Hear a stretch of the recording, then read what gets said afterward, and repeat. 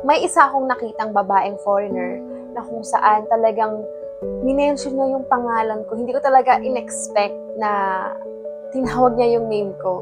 And talagang gusto ko siyang hanapin at kung saan siya pwedeng matagpuan. Kung may makapagturo sa akin kung nasaan siya, gusto ko po talaga siyang makita at malaman kung ano nga ba ang naging sitwasyon niya dito sa ating bansa. Ano kayang rason bakit hindi na siya makauwi sa kanyang bansa? Pagkatapos nito, tinanong ni Mumbai si Eileen Sharp. Hi, Carrie. I want to meet you.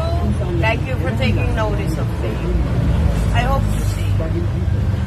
Okay, that's the message. In person. Alright? Saan kaya matatagpuan si nanay? Gusto ko talaga siyang puntahan kasi sobrang genuine ng smile niya. The way na minention niya yung pangalan ko, sobrang nakakatuwa, nakakataba ng puso talaga na may mga tao pala talagang nakaka-appreciate ng mga ginagawa ko. Sana ma-meet kita, nanay. Pero usually talaga hindi ko talaga alam kung bakit siya nandito sa ating bansa. Gusto kong malaman kung bakit naging ganito o naging ganyan ang sitwasyon ni nanay.